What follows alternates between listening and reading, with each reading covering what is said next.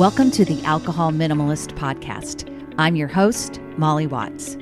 If you want to change your drinking habits and create a peaceful relationship with alcohol, you're in the right place. This podcast explores the strategies I use to overcome a lifetime of family alcohol abuse, more than 30 years of anxiety and worry about my own drinking, and what felt like an unbreakable daily drinking habit. Becoming an alcohol minimalist means removing excess alcohol from your life so it doesn't remove you from life. It means being able to take alcohol or leave it without feeling deprived. It means to live peacefully, being able to enjoy a glass of wine without feeling guilty and without needing to finish the bottle. With science on our side, we'll shatter your past patterns and eliminate your excuses. Changing your relationship with alcohol is possible.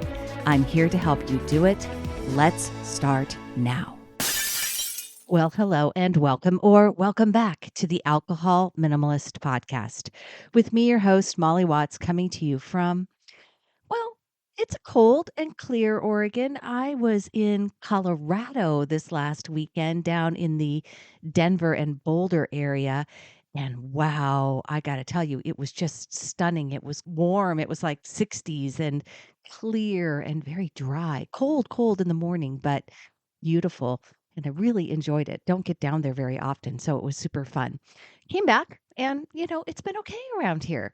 I'm really hopeful because last year on Thanksgiving, it was a gorgeous day. So I'm hoping that we're going to get that repeat this week. So how are you? How is November going? Around here, we've been doing no binge November, and we're, of course, applying that to alcohol, but really anything that you might binge that has negative consequences. And for alcohol, remember that a binge is anything more than 3 standard drinks for women and more than 4 standard drinks for a man. And we're going to go with the CDC's definition for timing. And the CDC simply says on an occasion. The NIAAA tries to get specific with the timing and BAC and includes blood alcohol content with their definition. And by doing so, I think it just gets a little more confusing and possibly a little more permissive in some people's minds. So for simplicity's sake, a binge for our accounting would be 4 standard drinks for women on any one day and 5 standard drinks for men on any one day. Now, the thing about overdrinking is that even if you're not raising your blood alcohol content up over the 0.08%, which is a part of the definition from the NIAAA, when you drink 4 or 5 standard drinks, you are definitely disrupting your neurochemistry. It will cause you to experience anxiety. You will be disrupting your sleep cycles. You are overtaxing your liver, and it can cause things like irregular heartbeats and an inflammatory response in your immune system. So there's really no beating around the bush on this, folks. When it comes to alcohol, less is definitely better. Being a minimalist is definitely better. And there's never a time when overdrinking is going to be good for your health or your well-being. And I'm highlighting this really specifically on Thanksgiving and maybe other holidays, because it might be easy to lull yourself into the idea that you're drinking a higher number of drinks, but you're stretching that out over a long period of time, right? How many of you start drinking on a holiday like Thanksgiving earlier than you typically would because you're making food together and maybe you have mimosas in the morning and you keep on going through wine in the afternoon and then you're drinking cocktails in the evening. If you do that, your BAC might not raise up to that 0.08% over time, but the amount of alcohol is still overdrinking, and it's still a binge by our definition if a woman drinks 4 or more drinks and a man drinks 5 or more drinks. I bring that up because we're really focusing on no binge. So as you go into tomorrow, if you're listening to this on the day that it released, as you're heading into Thanksgiving, if you're here in the States, I want you to keep this front and center. We're going to go a little deeper into overdrinking because much like overeating, overdrinking is something that we can, when we limit it, right? When we reduce the number of times it's happening, when we limit overindulging, we can really move the needle on creating a peaceful relationship with alcohol, really for life. So let's talk about Thanksgiving a little bit. It's a holiday that I have a bit of history with. I don't think I'm alone there. I hear from people all the time that Thanksgiving is a source of real stress for them.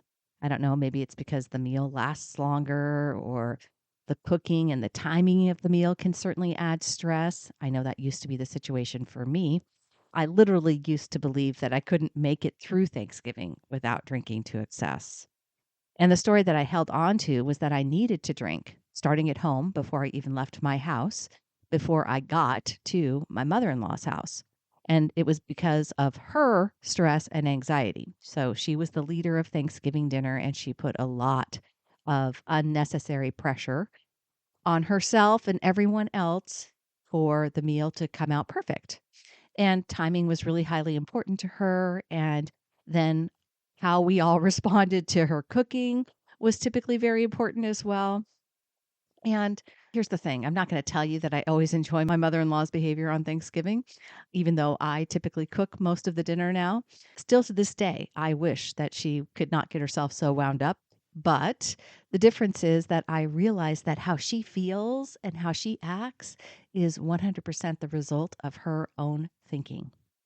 And it's also 100% her choice how she feels and acts. And I don't allow her thoughts, feelings, and actions to change my own. I used to. I used to blame her actions on my feelings, but that's not the way it works. I get to choose what I make her actions mean to me, and I can do that with my thoughts. If I don't want to be stressed out, then I can choose thoughts that help me feel empathetic, thoughts that help me focus on all the things I really love about Thanksgiving, including some of the recipes that my mother in law has shared with me. And I choose to be grateful for all the hard work and how it feels to have my family together. I manage my mind, and it helps me so much to navigate the day so that I don't feel like I want to overdrink. But honestly, that whole scenario is different than how overdrinking may manifest for many of you. Overdrinking will happen on an occasion like Thanksgiving or really any time because you haven't mastered yet the different places that you need to interrupt the cycle of overdrinking.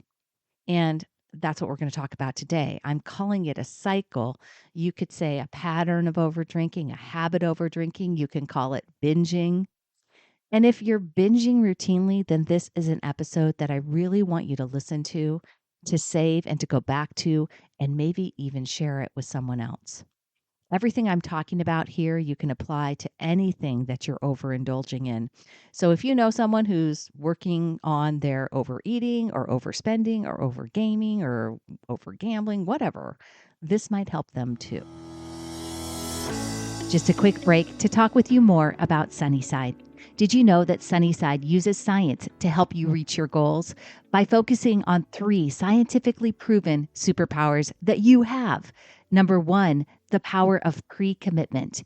Each week, you set an intention for the week ahead that includes a tracking goal, a drink goal, and possibly a dry day goal. Number 2, the power of conscious interference. You'll learn the habit of tracking each day as soon as you finish it, which creates a mindful pause before you start the next day. And number 3, positivity. We know that this is a big step that can be tough at times, right?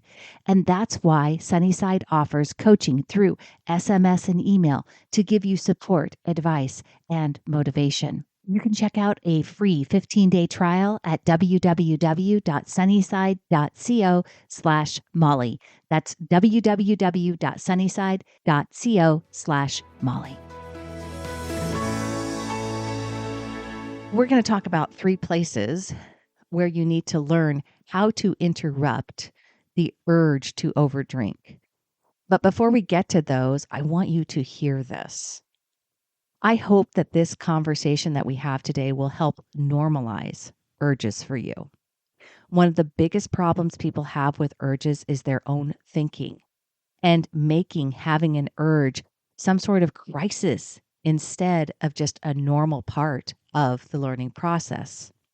It's 100% expected that you will keep having urges. Sorry, Newsflash, bad news, right? I still have urges to overdrink. I just don't make them mean that something has gone wrong. I have urges to drink off plan, and that's totally normal. When we've developed a coping mechanism or we have just old ingrained stories and beliefs that we've practiced for years around alcohol and about what alcohol can do for us, then of course our brains are going to try to keep throwing out thoughts that create the feeling of desire, which is really all the urge is, right? It's the feeling of desire, and it's totally normal. And we can learn how to lessen that feeling of desire and how to handle urges better so that then they eventually happen less often. Okay, the first place that you're going to need to interrupt the urge. Counterintuitively, the first place you're going to need to learn how to work with your urges is after the fact. That's right. The very first place you need to learn how to deal with an urge to overdrink is after the urge has happened and you've done the deed. You've woken up with a headache, a dry mouth, and you really can't remember exactly what happened when you were going to bed. Immediately, you start having thoughts like, oh my God, I did it again. Why can't I ever learn my lesson? This is really the first place that we're going to interrupt our past pattern. In my Peace and Power framework that I teach in my online course and group coaching program, this is where the off-plan plan comes into play. You really have to get good at using compassion and curiosity to reflect on and learn from what happened. And this is where so many of us stay stuck because we cannot stop beating ourselves up with our missteps. If you want to stop overdrinking, I promise you the first place you need to change is after you've overdrank and being willing to do that differently. So you wake up the morning after, you look around, and you're feeling physically kind of cruddy. Okay. You have two options. One is to feel sorry for yourself and to beat yourself up, to promise yourself you'll start over all the other crap that comes up from overdrinking. And when you do that, you don't learn anything about yourself, about what you could do differently next time. Beating yourself up means you don't use curiosity to investigate what's going on in your life to set yourself up for a scenario where you are wanting to overdrink, right? To understand what it was happening that made you want to overdrink. And you're also not figuring out what set yourself up for being so emotionally worn out that you couldn't reason with yourself in the moment, right? There's another option. And the other option is to not beat yourself up. And in that moment, to say, this is a place that I can interrupt the cycle and I do not have to beat myself up. This is something I want to change. It doesn't mean something's wrong with me. I know that I usually, in the past, have gotten upset with myself, but I am determined to solve this for myself. And the only way to solve a problem is to look at that problem with an analytical mind and keep working it until I solve it. So that's the first place you need to learn to interrupt urges after the fact. But it's not the only place. We have to be willing to interrupt the urge process in as many points as possible. And we work on those points one at a time until the cycle starts to slow down. And eventually, those urges become much fewer and far between, like mine are now. They are almost comic relief for me. I get amused at the fact that my lower brain tries to throw out some old crappy idea of what's going to help me feel better in the moment. And it should be good. It should be good information for you to know that you've got lots of points of interruption for urges because in the beginning, a lot of people make the mistake of thinking, and people that are new to this work, that they have to stop over drinking in the moment after they've already started drinking.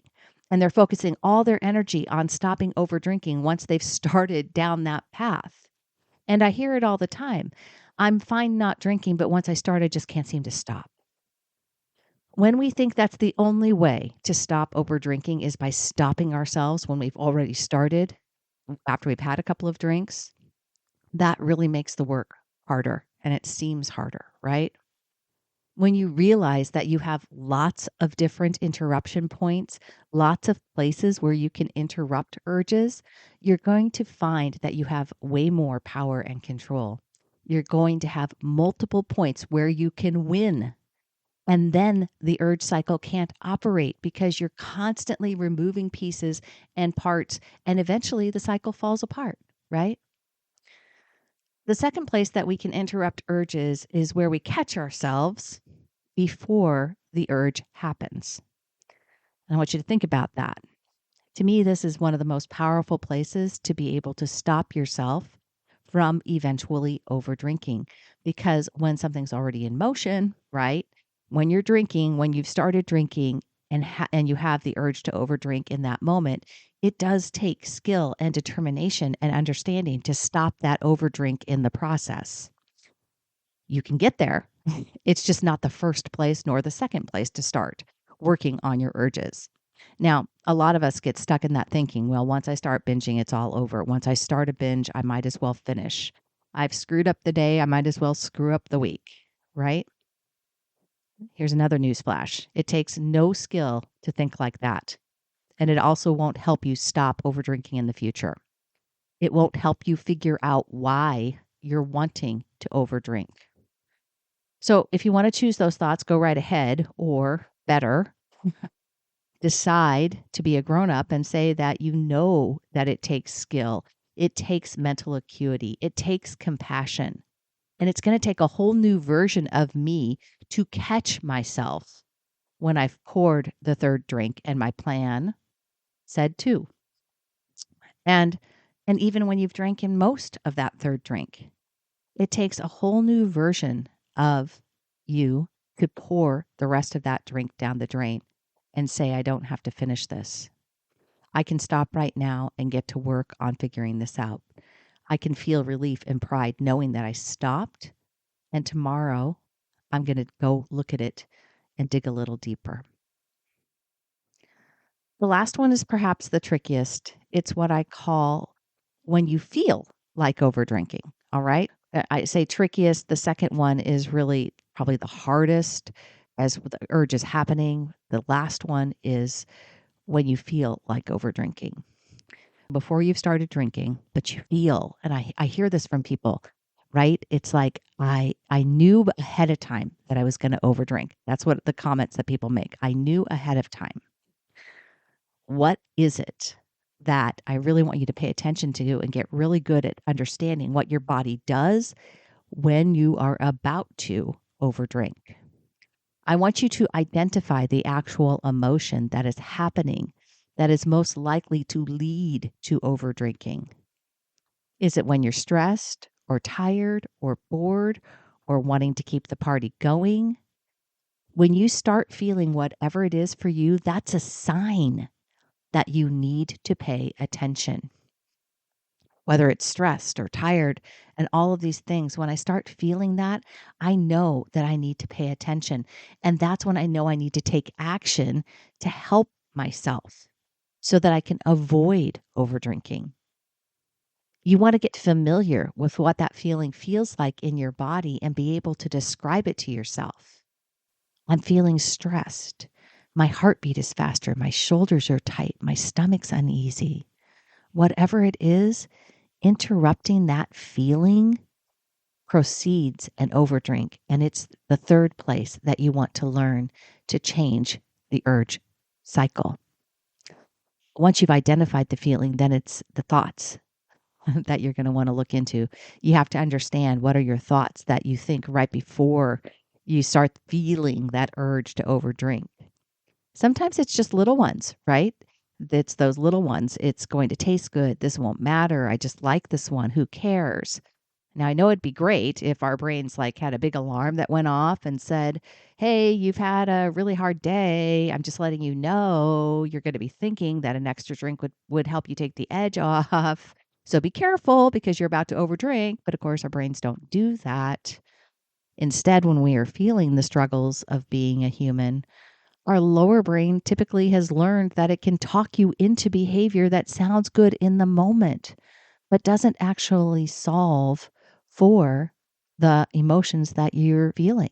Now, one of my favorite tools to help identify those thoughts and feelings is the PB&J tool.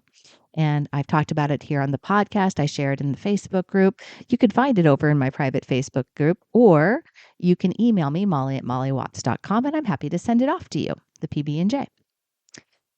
I know it's hard work to interrupt the urge cycle. It takes time, it requires practice, and I hope you take what I said and go through the phases of these urges and see all the places where you can identify and know what's happening right in those places. I also want to tell you that there's probably more to it. There's probably a root cause that's behind your desire to overdrink. There's usually something going on for all of us when we're breaking through this process, when we're starting to understand this work. And if we notice that our urges aren't starting to go away, if we're like doing all the things, but it feels harder than it should be, there's probably something going on behind the scenes. And that's where we really have to be willing to explore our thoughts and our feelings if we want to stop overdrinking for good. All right, my friends, I hope you take something away from this episode that helps you tomorrow if you're listening on the day that it's released. Whether it's another drink or an extra scoop of mashed potatoes, take a moment to pause and see if you can interrupt the urge cycle. For the U.S. audience, I hope you all have a very happy Thanksgiving. I mentioned that I've had a lot of stories around Thanksgiving, and in 2022, I added possibly the most challenging. In 2022, my dad passed away on Thanksgiving night at my house after a truly beautiful day. I choose to focus my attention on Thanksgiving to my profound gratitude for having my dad in my life for as long as I did. I am profoundly grateful for all of you for listening, for being here, for wanting to do the work on changing your relationship with alcohol. I hope you have a very blessed holiday. This one's for you, Craig Hugh Curry. You are missed and loved every day. That's all I have for you this week, my friends. Until next time, choose peace. Thank you for listening to the Alcohol Minimalist Podcast. Take something you learned from this episode and put it into action this week. Changing your drinking habits and creating a peaceful relationship with alcohol is 100% possible. You can stop worrying, stop feeling guilty about overdrinking, and become someone who desires alcohol less. Come join me in making peace with alcohol. It's my 6-month online course and group coaching program designed to help you build sustainable change. Give me 6 months and I'll help you create peace. Check it out at www.mollywatts.com/join.